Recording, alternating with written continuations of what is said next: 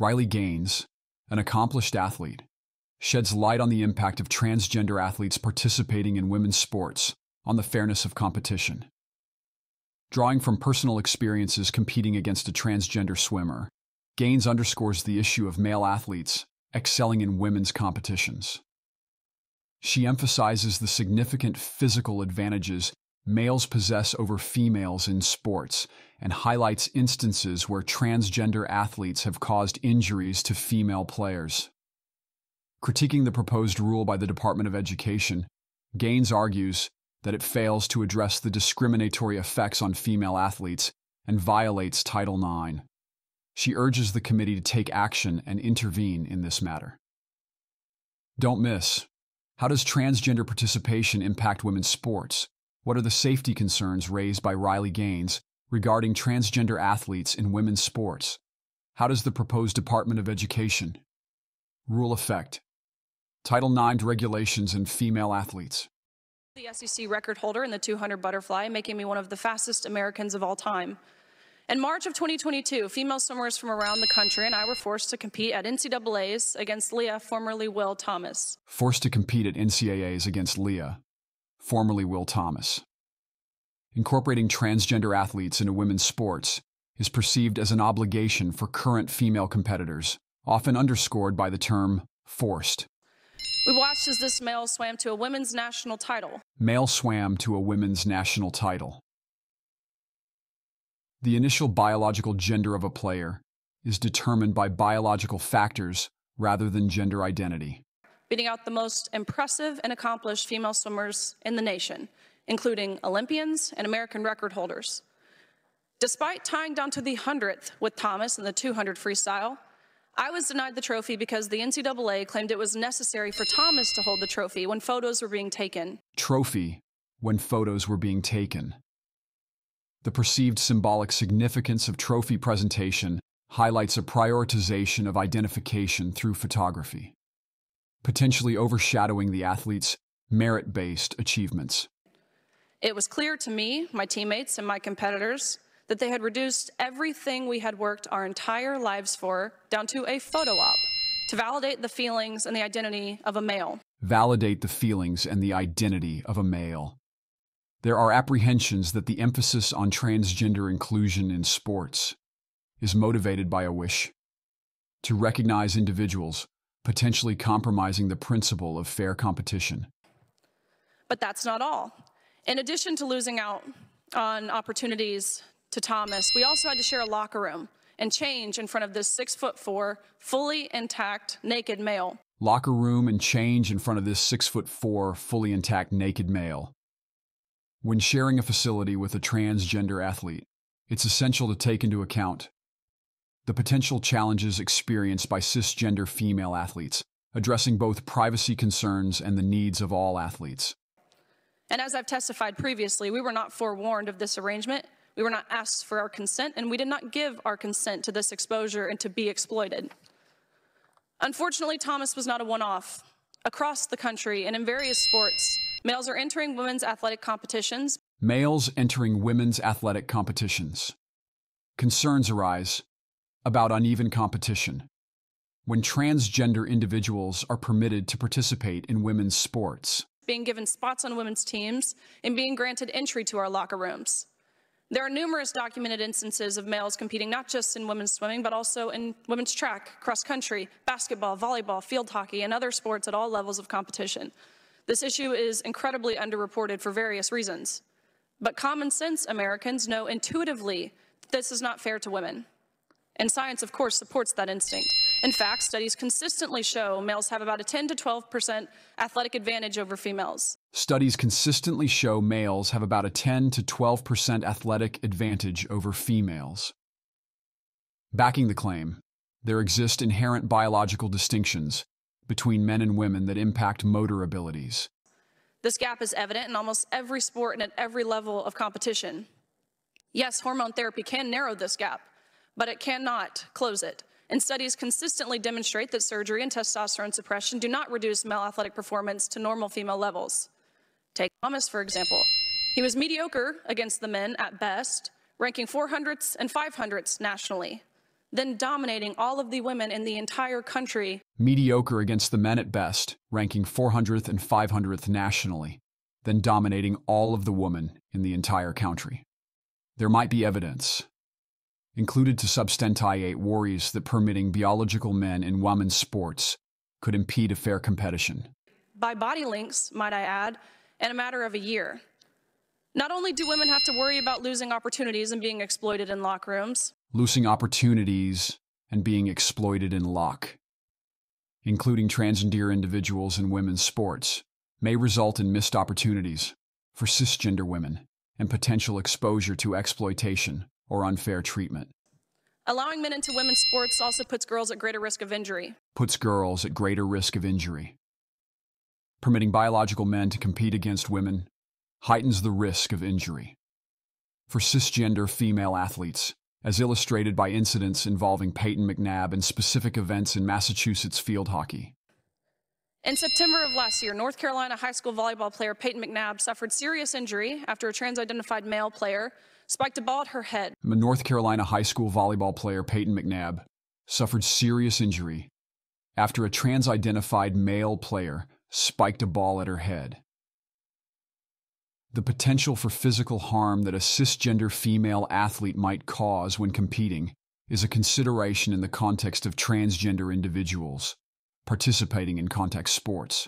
Rendering her unconscious, Peyton experienced extensive trauma to her head and neck and long-term concussion symptoms. Still to this day, a year and 3-ish months later, she is still partially paralyzed on her right side. Her vision is impaired, her memory is impaired, and she isn't playing college sports like she had dreamed of for herself. Just a few weeks ago in Massachusetts, a male player on the Swampscott High School field hockey women's team injured an opposing player with A male player on the Swampscott High School field hockey women's team injured an opposing player.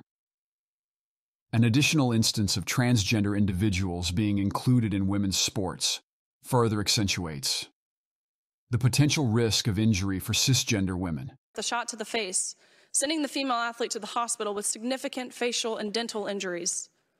Injuries, of course, can and do happen when females are playing against other females, but allowing men to play women's sports increases the likelihood and severity of such injuries. That's one of the reasons why, for 50 years, federal Title IX regulations have allowed schools to offer separate teams for women and men. For 50 years, federal Title IX regulations have allowed schools to offer separate teams for women and men, acknowledging the significance of distinct teams based on biological gender. Long-standing regulations have been in place to safeguard fair competition when the sports are contact sports or involve competitive skill. In April of 2023, the Department of Education proposed a rule that, if adopted, would reverse this presumption. Under the proposed rule, women's sports aren't just for women. They're for anyone who simply says they are a woman. Women's sports aren't just for women. They're for anyone who simply says they are a woman. The action of self-identifying as a woman. To establish eligibility in women's sports raises concerns, expressing apprehension that the proposed alterations in the Ministry of Education rules could compromise the original intent of Title IX. Unless a particular school can demonstrate to the satisfaction of the Department of Education that keeping a particular team female meets important educational objectives. The new rule mandates that every school in the country must demonstrate the unfairness of male participation on each specific women's team. Demonstrate the unfairness of male participation on each specific women's team. There are concerns that schools bear the burden of proving the inequity of permitting male participation, potentially complicating the task. For institutions to uphold traditional distinctions between women's teams. That they offer and develop rules that minimize harm to trans-identified athletes. Prioritizing the reduction of harm to transgender athletes might inadvertently overshadow or diminish the harm and disadvantages experienced by cisgender female athletes. But what about the harm to us? Who is working to minimize the harm done to female athletes? Who is working to minimize the harm done to female athletes? There's a neglect of attention to the possible harm and disadvantages encountered by female athletes concerning the inclusion of transgender individuals in women's sports. Let me be perfectly clear. A school that knowingly allows a male athlete to take a spot on a women's team or allows a male athlete to take the field in a women's game is denying a female student athletic opportunity. Denying a female student athletic opportunity.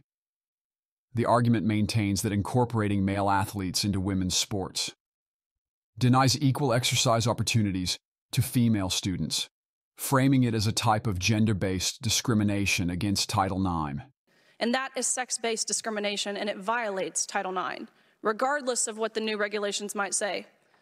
It is my sincere hope that members of this committee will take action to stop the Biden administration's illegal and administrative rewrite of Title IX. Illegal and administrative rewrite of Title IX.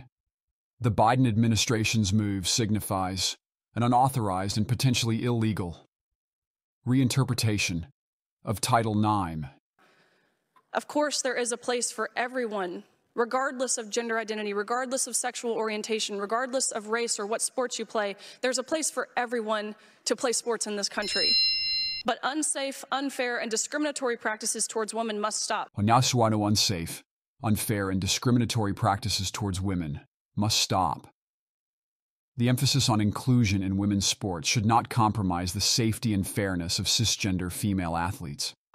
Inclusion cannot be prioritized over safety and fairness. Inclusion cannot be prioritized over safety and fairness.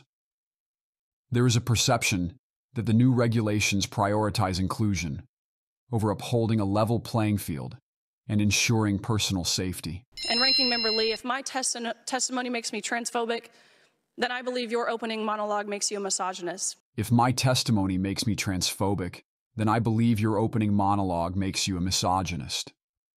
Labeling concerns about the inclusion of transgender individuals in women's sports as transgender hate is an effort to stifle genuine discourse and to highlight perceived double standards in addressing discrimination.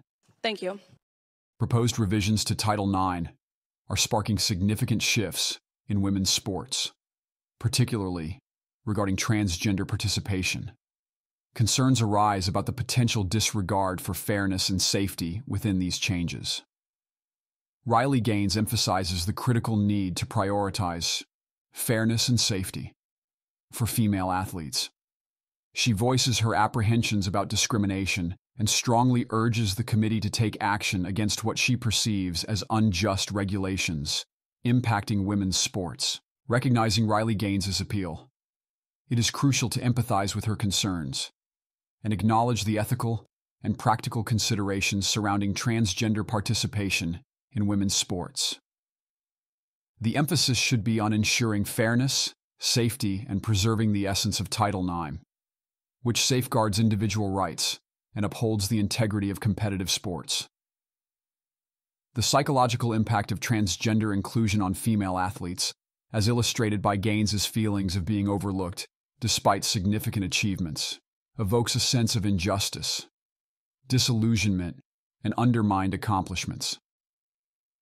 Balancing inclusiveness and fairness is paramount, and while acknowledging an individual's identity, it should not overshadow the rights and safety of female athletes. This dilemma prompts reflection on finding a balance between respecting personal identity and safeguarding fairness and safety in a highly competitive sporting environment.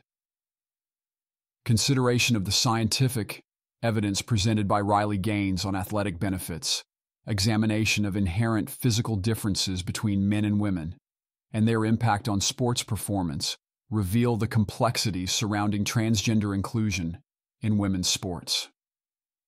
Riley Gaines's reference to Title IX and the proposed changes by the Biden administration sparks an analysis of their potential impact on gender equality, an existing policy designed to protect the rights of female athletes and ensure fairness and equity in sports.